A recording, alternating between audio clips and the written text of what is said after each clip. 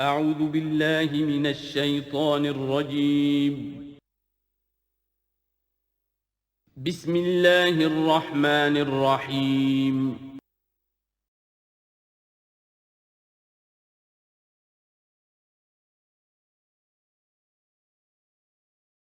یا اہل الکتاب، اے کتاب والو، لم تحاجون فی ابراہیم، تم ابراہیم کے بارے میں کیوں جھگڑتے ہو؟ وما انزلت التوراۃ والانجیل الا من بعدہ، حالانکہ تم بھی مانتے ہو کہ تورات بھی ان کے بعد نازل ہوئی، انجیل بھی بعد میں نازل ہوئی۔ یہودیت بعد کی پیداوار ہے اور نصرانیت بھی بعد کی پیداوار ہے۔ وہ تو مسلمان تھے، وہ تو اللہ کے فرما بردار تھے، یہودی یا نصرانی تو نہیں تھے۔ افلا تعقلون، تو کیا تم عقل سے کام نہیں لیتے؟ ہاں انتم ہؤلاء حاججتم فیما لکم بہ علم، دیکھو یہ تم لوگ اب تک جو بھی باتیں کرتے رہے ہو، تم نے مباحثہ کیا ہے، وہ ان چیزوں کے بارے میں بھی ہے جس کا تمہیں کچھ علم ہے۔ فلم تحاجون فیما لیس لکم بہ علم، ایسی چیزوں کے بارے میں حجت بازی کیوں کرتے ہو جن کے لیے تمہارے پاس کوئی دلیل ہی نہیں، کوئی بنیاد نہیں، کوئی علم نہیں؟ ابراہیم کو کیا قرار دو گے، نصرانی یا یہودی؟ واللہ یعلم وانتم لا تعلمون، اللہ جانتا ہے تم نہیں جانتے۔ ما کان ابراہیم یہودیا ولا نصرانیا، اچھی طرح تمہیں بھی معلوم ہے ابراہیم نہ یہودی تھے نہ نصرانی تھے، ولیکن کان حنیفا مسلما، وہ تو اللہ کے فرما بردار تھے بالکل یکسو ہو کر۔ وما کان من المشرکین، اور نہ ہی وہ مشرکوں میں سے تھے۔ گویا کہ تین طبقات جو موجود تھے عرب میں اس وقت، یا مشرکین عرب تھے، وہ بھی اپنے آپ کو منسوب کرتے تھے، وہ تو چونکہ نسل تو حضرت اسماعیل کی ہے تو وہ بھی کہتے تھے ہمارا رشتہ ابراہیم سے ہے، یہودی بھی نصرانی بھی، لیکن فرمایا ابراہیم جو ہے وہ نہ یہودی تھے نہ نصرانی تھے نہ مشرک تھے۔ وَإِذْ قَالَ إِبْرَاهِيمُ لِأَبِيهِ آزَرَ أَتَتَّخِذُ أَصْنَامًا آلِهَةً، اور یاد کرو جب کہ کہا ابراہیم نے اپنے باپ آزر سے، کیا تم نے ان بتوں کو اپنا خدا بنا رکھا ہے؟ یہاں جو آزر کا لفظ خاص طور پر آیا ہے میرے نزدیک، یہ اصل میں تورات کی نفی کے لیے، تورات میں تارح نام لکھا گیا ہے، گویا اس کی تصحیح کے لیے، ورنہ یہاں کوئی خاص ضرورت نہیں تھی۔ وَإِذْ قَالَ إِبْرَاهِيمُ لِأَبِيهِ، یہ کافی تھا، لیکن نام اس لیے دیا گیا کہ تورات پڑھنے والوں کو مغالطہ ہوتا ہے۔ انی اراک وقومک فی ضلال مبین، میرا تو خیال یہ ہے، میری رائے تو یہ ہے کہ آپ بھی اور آپ کی قوم بھی کھلی گمراہی میں مبتلا ہیں۔ وَكَذَلِكَ نُرِي إِبْرَاهِيمَ مَلَكُوتَ السَّمَاوَاتِ وَالْأَرْضِ، اور اسی طرح ہم دکھانے لگے یا دکھاتے رہے ابراہیم کو آسمانوں اور زمین کے ملکوت۔ ملکوت سے مراد کیا ہے کہ اللہ تعالیٰ نے اس کائنات کا جو نظام قائم کیا، جسے میں کہتا ہوں کہ جو یونیورسل گورنمنٹ ہے، اس کا ایک نظام ہے، اس کے کارندے ہیں، تو اس کے مشاہدہ اللہ تعالیٰ اپنے رسولوں کو کراتا ہے تاکہ ان کا یقین جو ہے وہ یقین اس درجے کا ہو جائے کہ جیسے کہ اپنی آنکھوں سے دیکھی ہوئی چیزیں۔ وَلَيَكُونَ مِنَ الْمُوقِنِينَ، اور تاکہ وہ پوری طرح یقین کرنے والوں میں سے ہو جائے۔ لیکن واو چونکہ یہاں آیا، اس سے پہلے ہم محذوف مانیں گے تاکہ وہ اپنی قوم پر حجت قائم کر سکے اور پوری طرح یقین کرنے والوں میں سے ہو جائے۔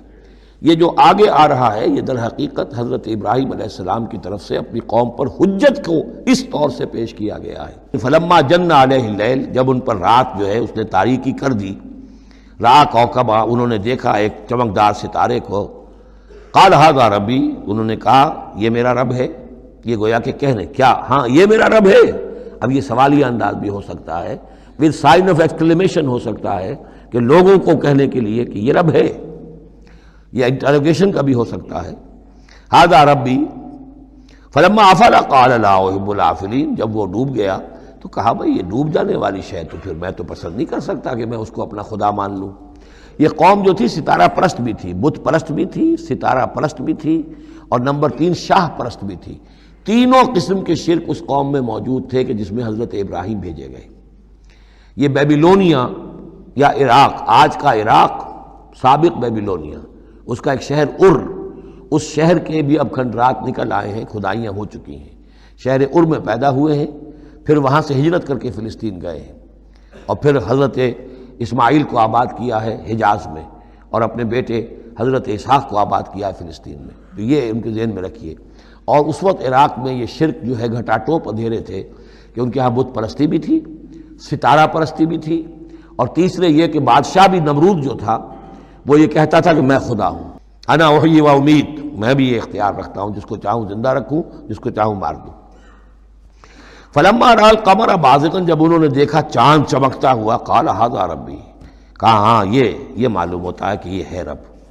فلما افلا قال لئن لم يهدني ربی، جب وہ بھی ڈوب گیا، غائب ہو گیا، تو انہوں نے کہا کہ اگر میرے رب نے مجھے ہدایت نہ دی تو پھر میں تو قوم ضالین میں سے ہو جاؤں گا۔ گویا کہ ابھی یہ الفاظ ہیں کہ جن سے اشارہ ہوتا ہے کہ شاید ابھی ان کا اپنا ذہنی اور فکری ارتقاء ہو رہا ہے۔ فلما رأى الشمس بازغۃ، جب دیکھا سورج بہت چمکدار، قال ھذا ربی ھذا اکبر، تو فرمایا ہاں یہ ہے رب، یہ سب سے بڑا ہے۔ فلما افلت، جب وہ بھی ڈوب گیا، قال یا قوم انی بریء مما تشرکون، انہوں نے کہا اے میری قوم کے لوگوں میں تو بری ہوں، اعلان برات کرتا ہوں ان سب سے جنہیں تم شریک ٹھہرا رہے ہو۔ انی وجہت وجہی للذی فطر السماوات والارض حنیفا، میں نے تو اپنا رخ کر لیا ہے، اپنا چہرہ جو ہے ادھر کر لیا ہے اس ہستی کی طرف جس نے آسمانوں اور زمین کو بنایا یکسو ہو کر، وما انا من المشرکین، اور میں مشرکوں میں سے نہیں ہوں۔ وحاجہ قومہ، اب اس پر محاجہ کیا ان سے ان کی قوم نے، وہ حجت بازی شروع کر دی، یہ تم نے کیا کہہ دیا؟ سارے دیویوں کی نفی کر دی، سارے ستاروں کی نفی کر دی، ہر چیز کی نفی کر دی، اب تم پر مار پڑے گی فلاں دیوی کی اور فلاں ستارے کی نحوست جو ہے اس کا تم نے انکار کیا، اب تیار ہو جاؤ، اب تمہارے اوپر شامت آئے گی۔ قَالَ تُحَاجُّونِي فِي اللَّهِ وَقَدْ هَدَانِ، انہوں نے فرمایا مجھ سے محاجہ کر رہے، حجت بازو کر رہے اللہ کے بارے میں، جبکہ اس نے تو مجھے ہدایت دے دی ہے، مجھے تو اللہ نے ہدایت دی ہے۔ وَلَا أَخَافُ مَا تُشْرِكُونَ بِهِ، اور مجھے کوئی خوف نہیں ان ہستیوں کا جنہیں تم شریک ٹھہرا رہے ہو، مجھے کوئی خوف نہیں۔ الا ان یشاء ربی شیئا، ہاں اللہ کو چاہے میرے ساتھ کہ کوئی تکلیف مجھے آ جائے، کوئی آزمائش آ جائے تو ٹھیک ہے، میرا رب ہے، لیکن مجھے کوئی کسی کا ڈر نہیں، نہ تمہارے کسی دیوی کا، نہ دیوتا کا، نہ کسی ستارے کی نحوست کا، اور نہ کسی اور کا۔ لا اخاف ما تشركون به، تم جس کا مجھے ڈراوا دے رہے ہو مجھے ان میں سے کسی کا کوئی خوف نہیں۔ الا ان یشاء ربی شیئا، الا یہ کہ میرا رب میرے لیے کچھ چاہے جو چاہے۔ وسع ربی کل شیء علما، یقیناً میرا رب جو ہے وہ تو ہر شے کے علم کے اعتبار سے احاطہ کیے ہوئے ہے۔ افلا تتذکرون، تو کیا تم عقل سے کام نہیں لیتے، تم نہیں سوچتے، نصیحت اخذ نہیں کرتے؟ وکیف اخاف ما اشرکتم، میں کیسے ڈروں ان سے جنہیں تم نے شریک ٹھہرا رکھا ہے۔ ولا تخافون انکم اشرکتم باللہ، جبکہ تم نہیں ڈرتے کہ تم نے اللہ کے ساتھ شریک ٹھہرا دیے۔ ما لم ينزل به علیکم سلطانا، اور ان ہستیوں کو شریک ٹھہرا دیا ہے جن کے لیے کہ اللہ نے کوئی سلطان، کوئی سند نہیں اتاری۔ ہاں اللہ نے اپنی کتابوں میں کوئی سند اتاری ہوتی، عقل انسانی میں اس کی کوئی بنیاد ہوتی تو کوئی بات بھی ہوتی، نہ عقل میں، نہ فطرت میں، نہ کسی آسمانی کتاب میں کسی معبود کے لیے کوئی گنجائش نہیں ہے ہی نہیں۔ وَكَيْفَ أَخَافُ مَا أَشْرَكْتُمْ وَلَا تَخَافُونَ أَنَّكُمْ أَشْرَكْتُمْ بِاللَّهِ مَا لَمْ يُنَزِّلْ بِهِ عَلَيْكُمْ سُلْطَانًا فَأَيُّ الْفَرِيقَيْنِ أَحَقُّ بِالْأَمْنِ إِن كُنتُمْ تَعْلَمُونَ، تو اگر تم علم رکھتے ہو تو بتاؤ دونوں فریقین میں سے، یعنی ایک موحد ہے، ایک اللہ واحد پر ایمان رکھتا ہے، ساری قوت اس کے ہاتھ میں، سارا اقتدار اس کا ہے، ہر شے اس کے قبضہ قدرت میں۔ ایک وہ ہیں کہ جو اس کو ماننے کے ساتھ ساتھ کچھ اور چھوٹے دیوی دیوتا سینکڑوں جو ہیں وہ ان کو بھی مانتے ہیں۔ امن اور چین اور سکون کس کو میسر آئے گا؟ قلبی چین، روحانی اطمینان اور سکون۔ ای الفریقین احق بالامن، ان دونوں میں سے موحدین اور مشرکین میں سے امن، سکون، اطمینان، چین اور راحت کا کون زیادہ حقدار ہے؟ بتاؤ اگر تم جانتے ہو۔ اور اس کا جواب خود دیا، الذین آمنوا ولم یلبسوا ایمانہم بظلم، یقیناً وہ لوگ جو ایمان لائیں اور اپنے ایمان پر کسی طرح کے شرک کی آلودگی نہ ہونے دیں۔ یہاں لفظ ظلم آیا ہے، ظلم کسی چھوٹے گناہ کو بھی کہہ سکتے ہیں، یہاں پر ظلم سے مراد شرک ہے، یعنی ایمان ایسا ہو کہ جو شرک کی ہر آلودگی سے پاک ہو۔